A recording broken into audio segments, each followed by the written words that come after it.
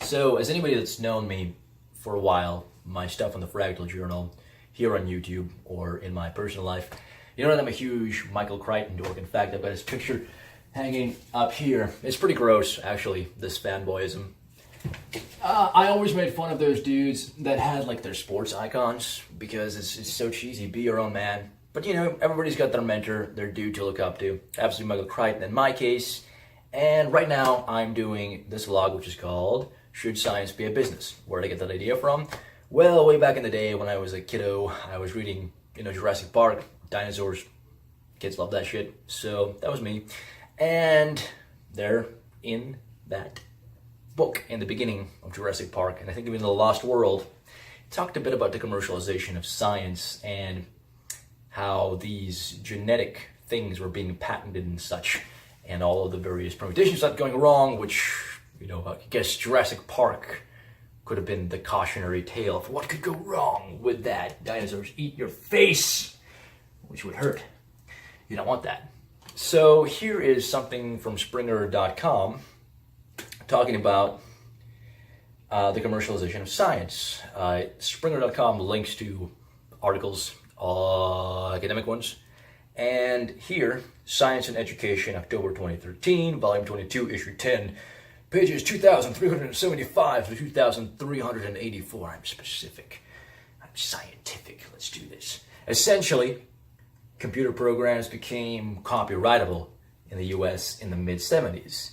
And a crucial US Supreme Court decision in 1980 opened the gate for patenting both genetically modified living creatures and the genetic material itself. So that's around the time that Michael Crichton was writing this book, which is why they were probably on his mind.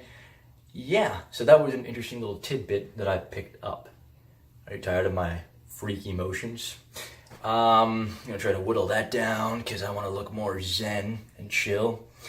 But here's the deal. It's a huge problem, the commercialization of science, in my opinion. So I'm going to be advocating that the cons of the commercialization of science outweigh the pros. Now, the pros, as far as I've been able to suss out, are this. Well, it boosts the economy, which that is important. But not, anyway, wait. Number two, it allows scientists to get funding. Like, you can't do research without lab equipment and the like.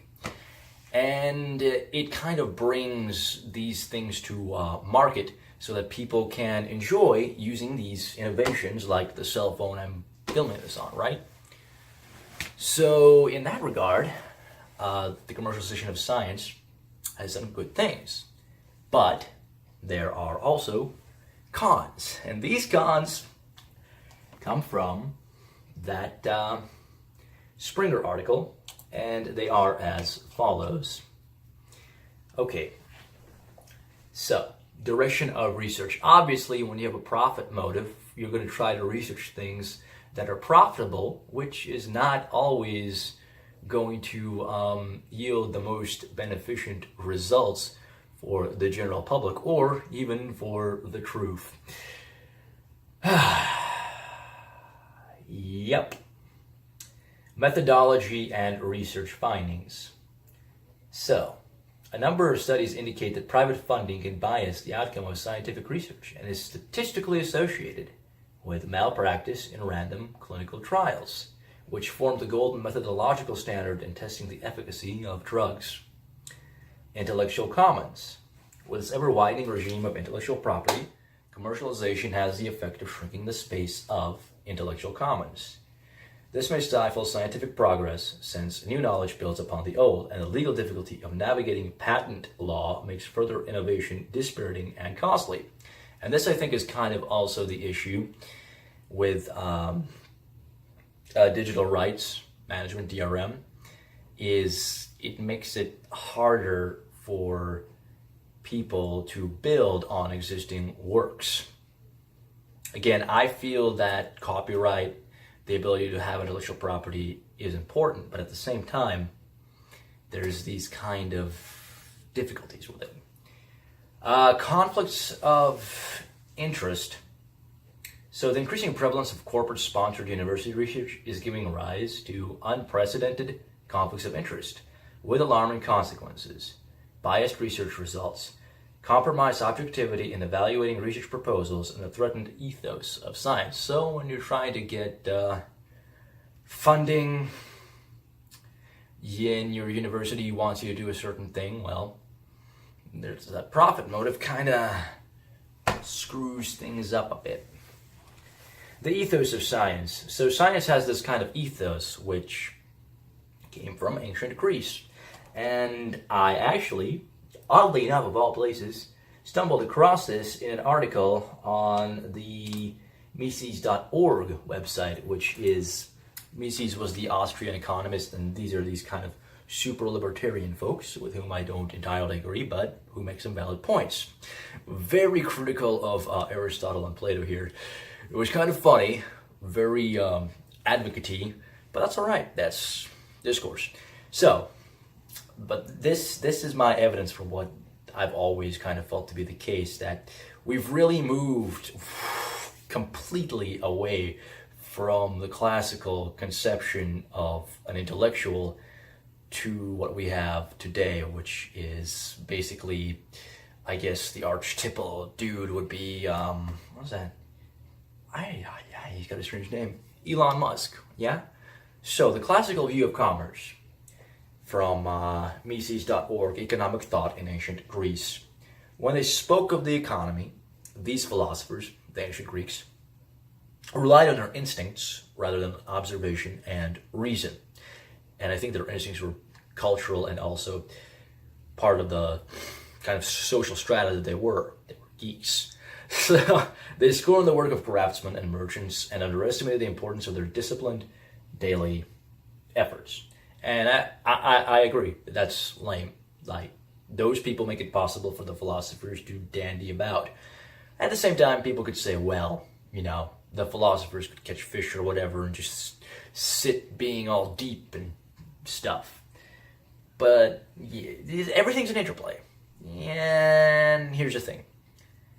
Pure academicness is important to keep. And this bias that they had helped to keep that pure academicness, because that idealized world of forms that they ascribed to gave us geometry, etc., which allowed us to then better do all those commercy things. So let's not miss the forest for the trees here in either direction. But you see, when one thing skews one way or the other too much, you get a problem, which is why I feel it necessary to say, for all the reasons that were listed in that Springer link, and I'm going to continue reading in a second, that we should tilt that back from the commercial side towards the, pure form academic side, and kind of keep it on an even keel, right? So, science has that ethos, which has biases that I just mentioned. There are a number of attitudes, ethical norms, and values which guide scientific activity. These include not only Mertonian norms like interdisciplinarity, more commonly known as objectivity, and common ownership of scientific knowledge and discoveries, but also honesty, openness, freedom, respect for subjects and environment, and social responsibility. There's evidence that commercialization of science is undermining various components of the ethos of science. It is damaging objectivity by biasing the evaluation of research proposals and research itself. Financial interests constitute a serious risk factor for misconduct, which violates the norm of honesty. It fosters secrecy, undermining the spirit of openness and cooperation. Shrinking the space of intellectual commons obviously conflicts with the common ownership of scientific knowledge and discoveries. Moreover, the non-disclosure clauses that are often included in the protocols between the university and the private company that sponsors research sometimes results not only in secrecy, but also in the researcher's loss of control over her findings and the freedom to disseminate those findings through publication. So, you go through school, you're a smart cookie, and you get a job at a university. But that university is funded by a company. You make something neat, you discover something neat. No, screw you. That's not your stuff, because we helped you do it. Ain't that a sneaky bitch? So, the reward system in science used to be you get recognition for your contribution and perhaps whatever grants would come to that from the goddamn De Medicis or whatever. But with commercialization, the reward shifts from that to money. Even though the commercial achievements of scientists are often excluded from tenure decisions, they are nevertheless valued very highly, and especially by university administrators. Thus, scientists who achieve commercial success through their scientific research and expertise tend to receive higher salaries, enjoy more staff support, and freedom from teaching responsibilities. Layman. So, why is that lame? Well, because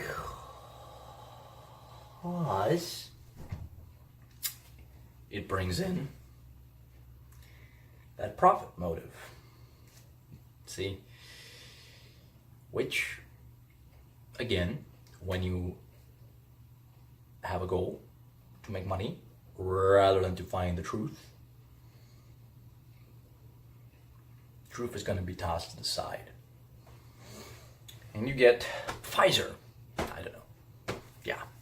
I just feel like that's a good example. Maybe not. Please sue me. I don't care. Like, you just don't crap on Pfizer just because I said so. I'm just kidding.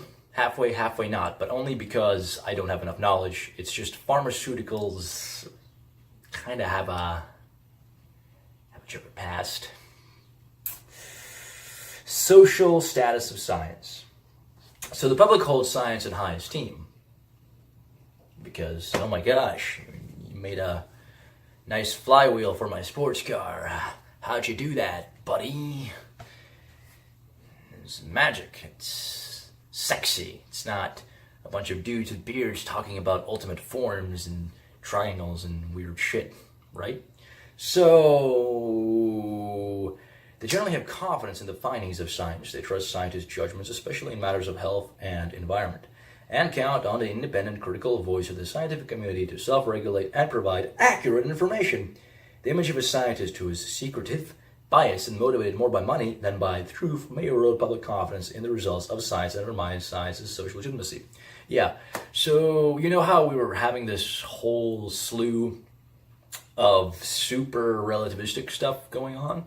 Well, that's because, in part, I think, due to this cultural shift to money in academia.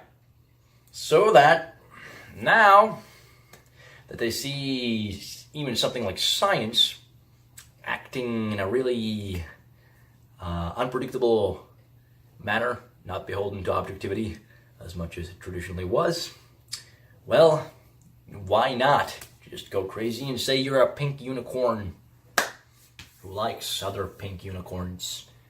And yes, the madness will continue until we start to shift back, not all the way back to if you're a merchant and an entrepreneur, you're a turd, but kind of like here, like, okay, we do the really nerdy stuff and we're not motivated by profit. We make some kind of a meritocratic way to assess who should get funding, or we make it easy for scientists to be entrepreneurial while remaining ethical. I think that this is a topic that's way beyond my capacity to solve, but I am a presenter of information and one of the voices tossing this concept out there. So I feel like I've done my little first part of the job on this topic. Join me later. Hit the subscribe button, hit the like button. It helps me out on YouTube. Hit the dumb bell, because YouTube has a dumb bell. And if you're on DTube, do the DTube thing. Thanks. Goodbye.